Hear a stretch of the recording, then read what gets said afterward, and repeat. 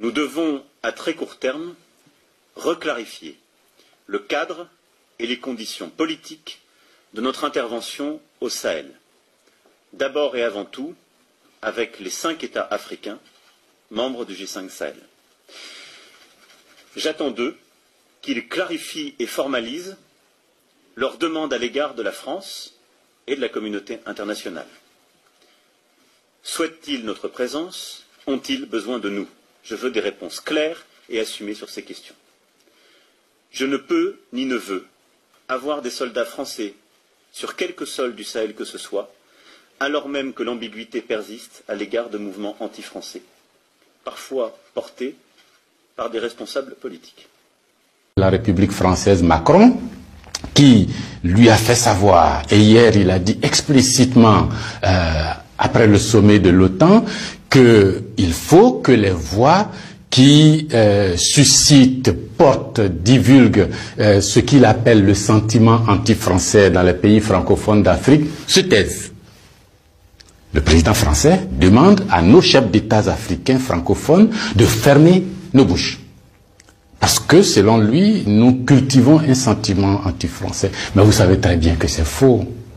Monsieur le Président Macron, il n'y a pas de sentiment anti-français ici. Ce que vous appelez sentiment anti-français, d'ailleurs, comment vous allez présenter ça? Je suis en train de parler en français, là. J'ai rien contre le français en tant que langue. Je ne parle pas en sénoufou, ou en djoula, ou en serer, ou en wolof, ou je ne sais quoi, soninké, bambara, ou quoi d'autre. Je parle en français. Je n'ai rien contre le français. J'écris, je m'exprime, je travaille en français.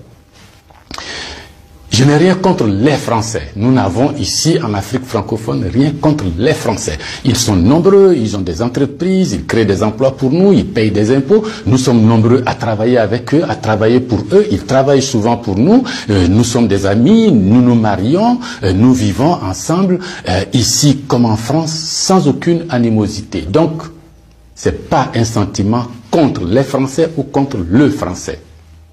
Ce que vous appelez sentiment anti-français en réalité, c'est un ras-le-bol, c'est une révolte, c'est un refus de la mainmise de l'État français sur nos autorités et par ricochet sur nos économies, sur nos peuples. C'est ce que nous refusons. Les relations incestueuses entre l'État français et les États africains, c'est ce que nous refusons. Les relations de connivence entre l'État français et les États africains, c'est ce que nous refusons. Parce que simplement ces relations étouffent la démocratie. Ces relations étouffent le respect des droits de l'homme. Ces relations étouffent la possibilité que nous devons avoir de demander des comptes à nos dirigeants. Ces relations étouffent l'expression plurielle chez nous. Il n'y a que ce que le président dit parce qu'il est d'accord avec Paris, donc c'est ce que lui dit qui est bon. Monsieur le Président, c'est ce qui nous révolte. On a le sentiment que vous êtes complice de nos chefs d'État pour nous brimer. On a le sentiment que les droits de l'homme que vous faites respecter en France, les libertés individuelles que vous faites respecter en France, la Déclaration universelle des droits en France, déclaré là-bas par vos ancêtres, Monsieur le Président, on a l'impression que vous considérez que nous, en Afrique, on n'a pas droit à cela. Nous, en Afrique, on n'est pas digne de cela. Nous, en Afrique, on n'est pas suffisamment humain pour avoir les droits humains. C'est ce qui révolte cette jeunesse-là. La conséquence, vous voyez chaque jour de nombreux jeunes essayant d'aller là où les droits sont respectés, là où les libertés sont respectées, là où on a le sentiment qu'ils sont des hommes. C'est ce qu'il faut changer, Monsieur le Président. C'est ce qu'il faut changer. Vous pouvez parler 1000 fois à nos chefs d'État, vous pouvez leur donner des instructions 1000 fois, mais ça ne changera rien dans la tête des populations africaines ici, dans l'esprit des populations africaines ici. L'idée est que nous voulons redevenir des hommes libres. Nos ancêtres ont été vendus comme des marchandises par vos ancêtres. Comme des marchandises. Pendant de 1500 à 1890, c'est par là. Comme des marchandises. Nous fermons les yeux là-dessus. Nos parents ont été gouvernés par la décision que vos parents ont prise à Berlin de venir s'accaparer nos territoires, nous-mêmes, nos fleuves, nos rivières, nos matières premières, de prendre possession de nous. Ça a duré près d'un siècle. Fermons les yeux là-dessus. Vos prédécesseurs ont considéré que nos chefs d'État devraient être juste des délégués pour eux, pour nous maintenir ici. Comment on peut avoir le sentiment français quand on descend à l'aéroport d'Abidjan, le boulevard qu'on prend s'appelle Giscard d'Estaing. Le pont qu'on emprunte s'appelle De Gaulle. Et la route qu'on utilise pour aller à l'université s'appelle boulevard Mitterrand. Et puis partout, on a Trèche-la-Plaine, Port-Bouët, Binger. Non!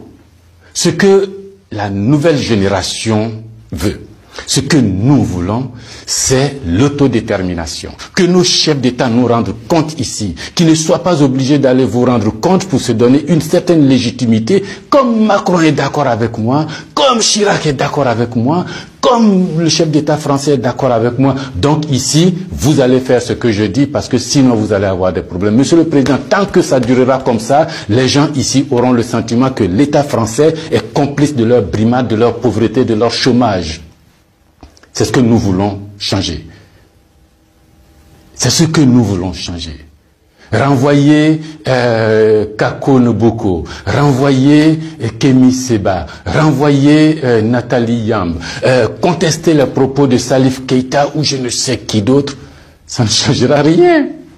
C'est dans la tête de chacun. Chacun de nous, les gens, ces idées-là ont imbibé notre esprit maintenant. Le désir de liberté, vous devez connaître ça. Vos ancêtres se sont battus pour avoir cette liberté. On fait plusieurs guerres pour jouir de cette liberté. Ce que nous voulons, c'est ça. Liberté de commerce, liberté de nous organiser, nous autodéterminer, faire ce qui est bon pour nous, sans nuire à vos intérêts. Mais ça ne vous dit pas de venir nous imposer vos intérêts. Si vous pensez, chers auditeurs, que ce message vaut la peine d'être diffusé et que nous soyons nombreux à nous l'approprier, sans animosité, sans bestialité, mais avec fermeté et conviction, il faut liker, il faut partager. Parce que c'est l'Afrique de demain qui se joue là. Nous ne voulons plus être des marchandises, nous ne voulons plus être sous la tutelle de quelqu'un, nous voulons redevenir des hommes libres. Merci.